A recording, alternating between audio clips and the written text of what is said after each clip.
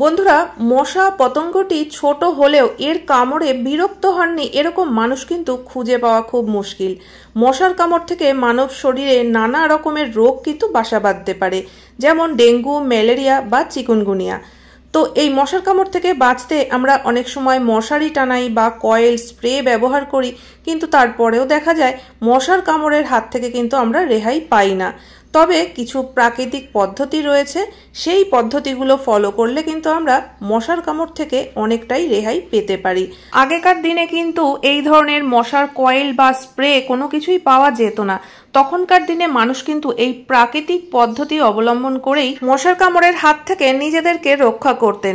আর বন্ধুরা, আমরা এই যে কয়েল বা স্প্রে ব্যবহার করি, এটা কিন্তু প্রত্যেক দিন এর ধোঁয়াগুলো আমাদের শরীরে যেতে যেতে আমাদের শরীরেরও কিন্তু অনেক ক্ষতি হয়।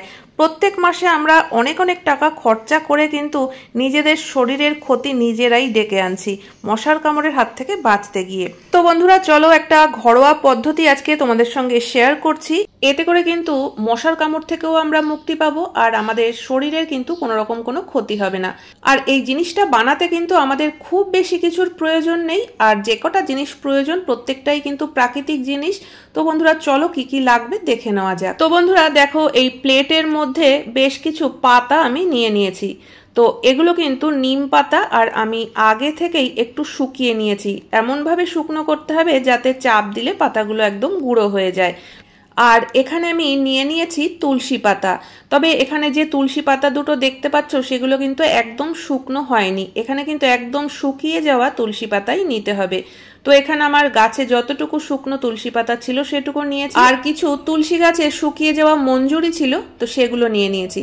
তো এবার একটু হাত দিয়ে চাপ দিয়ে আমি তুলসী পাতা আর নিম পাতাগুলোকে একদম ভালো করে গুঁড়ো করে নেব। আমরা সকলেই জানি বন্ধুরা যে তুলসী গাছ কিন্তু ঔষধি গুণাগুণে ভরপুর। এটা শুধু রোগ জীবাণু দূর করতেই সাহায্য করে না, তুলসী গাছ কিন্তু মশাকে দূরে রাখতেও সাহায্য করে। তুলসী গাছ তো আমাদের সবার বাড়িতেই থাকে, তবে যদি তোমাদের বাড়িতে তুলসী গাছ না থাকে, মশা দূর করবার জন্যও কিন্তু টবে দু একটা তুলসী গাছ লাগিয়ে রাখতে পারো। আর এখানে দেখতেই পাচ্ছ নিম পাতা আর তুলসী পাতাটাকে কিন্তু আমি একদম গুঁড়ো গুঁড়ো করে নিয়েছি। তো এবার আমাদের যে জিনিসটা লাগবে, তো দেখো আমাদের সবার বাড়িতেই তুলো তো থাকেই, তো একটুখানি তুলো নিয়ে আমি একটু টেনে টেনে পাতলা করে দিলাম তুলোটাকে।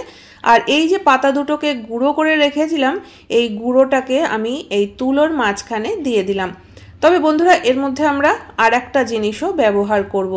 আমাদের সবার বাড়িতেই কিন্তু এমন কিছু মেডিসিন থাকে যেগুলো হয়তো ডেট পার হয়ে গেছে।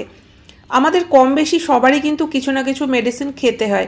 তো যদি এরকম ডেট পার হয়ে যাওয়া, বিশেষ করে ডিসপ্রিন বা প্যারাসিটামল যদি থাকে, তাহলে এরকমই একটা মেডিসিন নিয়ে কিন্তু একটা ভারী কিছু দিয়ে একটু বাড়ি দেবে, দেখবে একদম গুঁড়ো হয়ে যাবে। তো আমরা এই যে পাতার গুঁড়োটা নিয়েছি তার মধ্যে কিন্তু এই গুঁড়োটাকেও মিশিয়ে দেব। তো এবার এই তিনটে জিনিসকে মিশিয়ে আমরা এই তুলোটাকে কিন্তু একটা সলতের মতো তৈরি করে নেব। তো প্রথমে আমি সামনে আর পেছনের দিকের মুখটা ভালো করে আটকে নিচ্ছি, কারণ সলতেটা যদি ঠিকমতো না পাকানো হয় তাহলে কিন্তু বেরিয়ে যেতে পারে এই গুঁড়োগুলো। মুখ দুটো ভালো করে আটকে নেওয়ার পর তারপরে কিন্তু হাতের তালু দিয়ে এইভাবে চাপ দিয়ে এরকমই মোটা একটা সলতে তৈরি করে নিতে হবে। কাজটাকে সহজ করে নেওয়ার জন্য তোমরা কিন্তু আগে থেকেই বেশ কিছু সলতে তৈরি করে রেখে দিতে পারো, যাতে প্রত্যেক দিন বানাতে না হয়। তো দেখো, এখানে আমি একটা মাটির প্রদীপ নিয়ে নিয়েছি, আর তার মধ্যে সলতেটাকে দিয়ে উপর থেকে একটু সর্ষের তেল দিয়ে দিলাম। এখানে কিন্তু প্রদীপ ভর্তি করে আমরা যেভাবে সর্ষের তেল দেই সেইভাবে কিন্তু দেওয়ার কোনো দরকার নেই, শুধুমাত্র সলতেটা যাতে ভালোভাবে ভিজে যায় সেইটুকুই কিন্তু সর্ষের তেলটা দেব। আর এরপর দেখো, সলতেটাকে ভালোভাবে তেলে একটু ভিজিয়ে দিচ্ছি। তো এবার আমরা কিন্তু এই সলতেটাকেই ধরিয়ে দেব। আমরা এমনভাবে সলতেটার মধ্যে তেল দেব যাতে সলতেটা যতক্ষণ তেল থাকবে জ্বলবে, তারপরে যেন পুরো সলতেটাই জ্বলে যায়। কারণ এর মধ্যে যে জিনিসগুলো দেওয়া রয়েছে, সলতেটা যখন জ্বলে যাবে তখন কিন্তু এর থেকে যে ধোঁয়াটা হবে সেই ধোঁয়াতেও কিন্তু মশা মাছি বা পোকামাকড় ঘরের আশেপাশেও আর থাকতে পারবে না। কারণ নিম পাতা আর তুলসী পাতা পুড়ে যে গন্ধটা আসবে সেই গন্ধটা কিন্তু মশা মাছি পোকামাকড়রা একদমই সহ্য করতে পারবে না।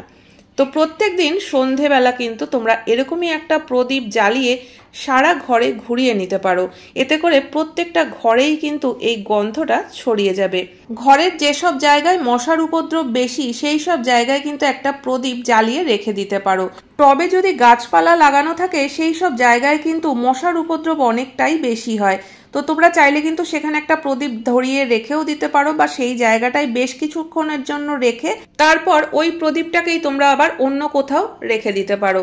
তো এরকম ভাবেই কিন্তু দেখো, রান্নাঘরে যখন আমরা রান্নাবান্না করি বা বাসন মাজি তখন কিন্তু হাত আটকা থাকে আর খুবই মশা কামড়াতে থাকে।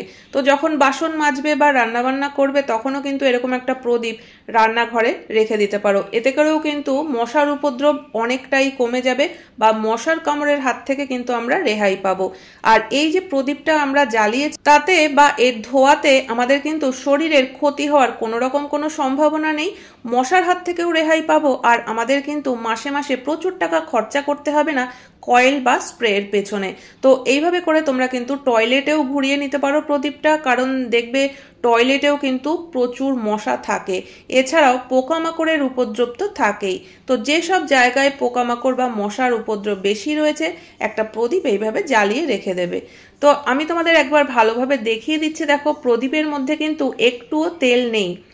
তো এইভাবে করেই কিন্তু আমাদের প্রদীপটাকে তৈরি করতে হবে। ঘরে যদি একটাও মশা না থাকে তাহলে কিন্তু তোমরা এই সলতেটাকে নিভিয়েও দিতে পারো, পরবর্তী সময় আবার এটাকেই জ্বালাতে পারবে। আর যদি মশার উপদ্রব খুব বেশি হয় তাহলে কিন্তু এই সলতেটাকে পুরোটাই পুড়িয়ে নিতে হবে। এর থেকে যে ধোঁয়াটা আসবে এতে কিন্তু দেখবে ঘরে একটাও আর মশা থাকবে না। তো আশা করি বন্ধুরা আজকের মশা তাড়ানোর এই পদ্ধতিটা তোমাদের সকলেরই পছন্দ হয়েছে।